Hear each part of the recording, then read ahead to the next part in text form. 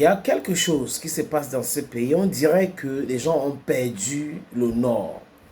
On dirait que les gens sont devenus stupides. Ou il y a un virus de la stupidité qui a touché beaucoup de personnes.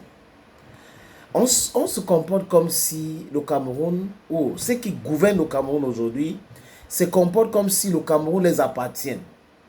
Ils sont les propriétaires du Cameroun. Ils peuvent décider qui a le droit de marcher, qui a le droit de rencontrer les gens, qui a le droit, franchement, d'aller à l'hôpital, d'aller à l'école. Depuis 43 ans, que dis-je, 43 ans que Paul Biya est au pouvoir, on nous perturbe les tympans avec celui qui a apporté la démocratie au Cameroun, celui qui a apporté la démocratie au Cameroun. On oublie que le 26 mai 90, il y a des gens qui sont morts à Bamenda pour le retour du multipartisme dans ce pays. Que quand les anglophones rejoignent ce qu'on appelle la République du Cameroun, il y avait déjà le multipartisme au Cameroun. Donc Ahidjo, dans sa dictature, a interdit cela. Et le retour ne voulait pas dire que c'est Paul Biya qui a mené la démocratie. Si c'est Paul Biya qui a mené la démocratie au Cameroun, on voit dans la démocratie que Paul Biya a mené au Cameroun. C'est l'intimidation. C'est bomber les mousques. C'est faire sortir des gendarmes, des policiers. On est incapable dans ce pays de faire sortir ces éléments de la sécurité quand il y a des microbes, quand il y a l'insécurité. Non, mais quand quelqu'un qui est un Camerounais libre de monter et de descendre veut rencontrer les militants de son parti, ça devient un problème. Jusqu'au point où le préfet mobilise un demi-millier de policiers et de gendarmes pour empêcher cela. C'est pas possible, les amis. C'est quand même incroyable ce qu'on vit dans ce pays. C'est incroyable. Et c'est le film. Et vous voyez les gens qui sont là, à longueur de journée, sur les plateaux de télévision, en train de vous expliquer comment c'est normal. C'est normal. C'est normal. C'est normal. Hein? Et il crée le désordre. Il crée le désordre. Maurice Kamto, il crée le désordre où? Tout le monde a vu Maurice Kamto organiser son meeting de Paris.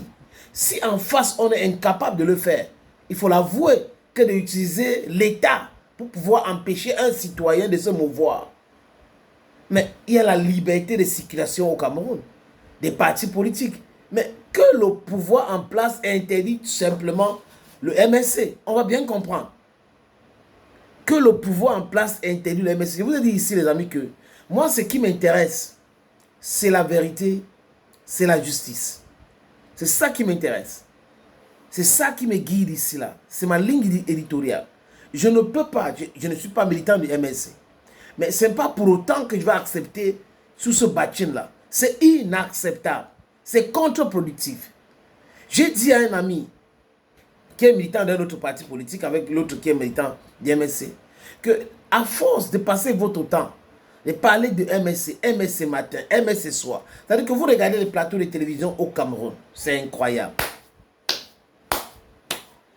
MSC matin, midi et soir, surtout le dimanche, c'est encore grave. Le sujet sur le MSC. Donc, le MSC contrôle la météo de l'actualité politique au Cameroun. Il suffit que quand on te dit quelque chose, tous les médias, il suffit qu'un militant dise quelque chose, mais ça veut dire qu'en face, les gens sont mal inspirés. Ou ils ne sont même pas inspirés. Le gars, il est à Paris. Maurice Kamto fait son meeting à Paris. Il y avait le monde. Et on a vu des gens qui peinent à réunir même 3 personnes dans leur famille, comme les Elimi Lobé, qui vont dire non, la diaspora représente seulement 1% et tout ça. Et on vous dit que les Camerounais de la diaspora, c'est à peu près 6 millions. Qu'est-ce qui fait en sorte que les pouvoirs en place actuels empêchent, ou le pouvoir en place empêche les Camerounais de la diaspora de s'inscrire? C'est la question qu'il faut se poser. Et tout ce monde qu'on a vu au meeting de Maurice Kamto sont des Camerounais. Ils ont le droit de manifester. Ils ont le droit de dire leur ras-le-bol. Ils ont le droit de contester le système. Mais enfin, ceux qui soutiennent le système ne devraient pas utiliser les instruments de l'État.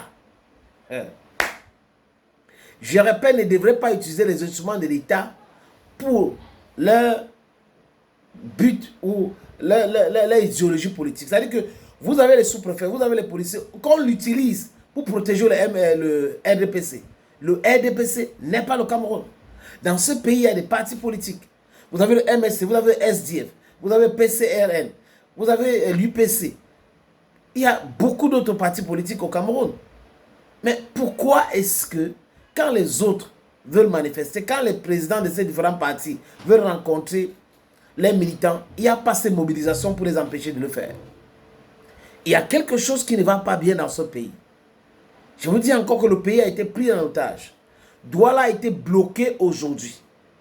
Il dit pratiquement bloqué. On a la circulation ici, la circulation là, interdit là-bas, interdit la circulation, juste parce que Maurice Kamto a annoncé qu'il va aller rendre visite ou il va aller rencontrer ces militaires à Grand Moulin.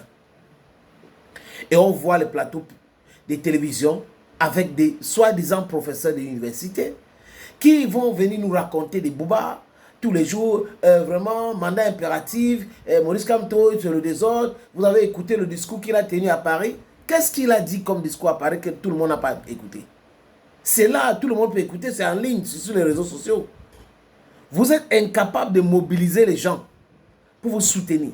J'ai vu le meeting de RDPC à Maroua avec le président de l'Assemblée nationale. Lui, qu'est-ce qu'il a fait? Le président de l'Assemblée nationale a plutôt, selon les informations que j'ai eues, monnaie ces manifestations. Et les jeunes, on a vu les jeunes avec les t-shirts et autres.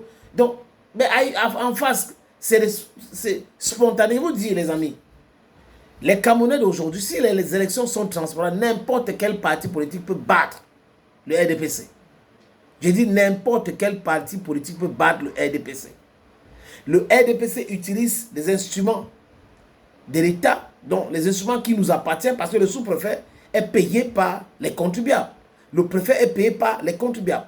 Les policiers sont payés par les contribuables. Les gendarmes sont payés par les contribuables. Pourquoi utiliser l'argent du contribuable contre les contribuables? Mais une partie des Camerounais ne sont pas d'accord avec vous. Si vous êtes équilibré et que vous dites que vous faites bien, mais proposez un débat plutôt. Bilan, 43 ans. Dites-nous exactement ce que le RDPC a fait pour ce pays en 43 ans. C'est simple.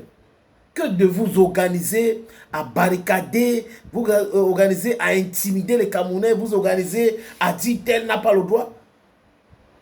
Il veut aller rencontrer les militants de son parti. Vous empêchez qu'ils partent les rencontrer. Ce n'est pas un meeting. Il ne doit pas. Mais le mec, il a fait un live Facebook. Et dans ce live, il a dit donc c'est demain lundi.